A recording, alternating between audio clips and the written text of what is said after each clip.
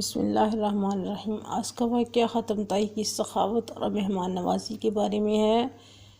عرب کی سرزمین پر بہت سے بہادر دانا اور باوقار لوگ پیدا ہوئے، مگر جب بات سخاوت اور مہمان نوازی کی آتی ہے تو حاتم طائی کا نام سب سے پہلے لیا جاتا ہے۔ وہ طے قبیلہ کا سردار تھا اور اپنی فیاضی، رحم دلی اور مہمان نوازی میں بے مثال تھا۔ اس کی سخاوت کی مثالیں آج بھی دی جاتی ہیں۔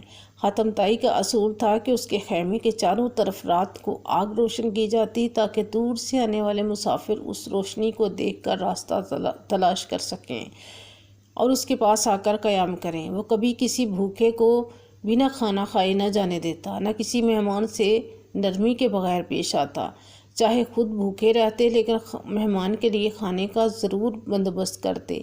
ایک بار کا واقعہ ہے کہ ایک مسافر حاتم طائی کے خیمے کے قریب آیا۔ وہ تھکا ہارا، پیاسا اور بھوکا تھا۔ جیسے ہی خیمے میں پہنچا، حاتم طائی نے خود اس کا استقبال کیا، پانی پلایا اور آرام کا بندوبست کیا اور فوراً کھانے کا حکم دیا۔ جب خادم نے آ کر عرض کی کہ خوراک بہت کم ہے تو حاتم طائی نے کہا، پہلے مہمان کو کھلاؤ، اگر کچھ بچ جائے تو مجھے دے دینا، ورنہ میں پانی پی کر سو جاؤں گا۔ ایک اور مشہور واقعہ ہے کہ ایک بار قبیلے میں قحط سالی ہو گئی، خوراک نایاب ہو گئی، لیکن حاتم طائی کی مہمان نوازی میں کوئی کمی نہ آئی۔ ایک دن کچھ مہمان آئے تو گھر میں کھانے کو کچھ نہ تھا۔ اس وقت حاتم کی سب سے قیمتی چیز اس کا اونٹ تھا۔ اس نے بغیر سوچے سمجھے اونٹ ذبح کیا اور گوشت پکا کر مہمانوں کو پیش کیا۔ بعد میں قبیلے والوں نے حیرت سے پوچھا، حاتم، وہ تمہارا اونٹ تمہارے پاس واحد ذریعہ معاش تھا، تم نے وہ بھی قربان کر دیا؟ حاتم نے مسکرا کر جواب دیا، رزق اللہ دیتا ہے، مگر مہمانوں کا فرض نبھانا میرا فرض ہے۔ اس کی شہرت دور دور تک پھیل چکی تھی۔ بادشاہ، امیر، فقیر سب اس کی سخاوت کے قصے سنتے تھے۔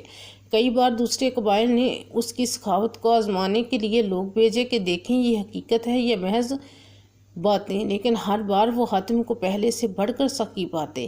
ایک بار کا واقعہ ہے کہ ایک بوڑھی عورت حاتم کے پاس آئی اور کہا، میرے بیٹے کو دشمن قید کر کے لے گئے ہیں اور فدیہ مانگ رہے ہیں، میں غریب ہوں، کچھ نہیں دے سکتی۔ حاتم نے فوراً قاصد بھیجا، فدیہ ادا کیا اور اس کا بیٹا رہا کروا کر ماں کے حوالے کیا۔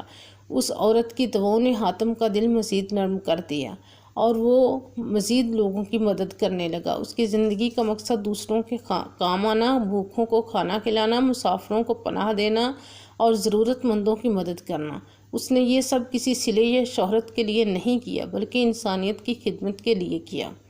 حاتم کی سخاوت کا یہ عالم تھا کہ جب اسلام کے بعد بھی عرب میں سخاوت کی باتیں ہوتی تو لوگ کہتے کہ وہ تو حاتم طائی جیسا سخی ہے، اور یہ جملہ آج تک بطور محاورہ بولا جاتا ہے۔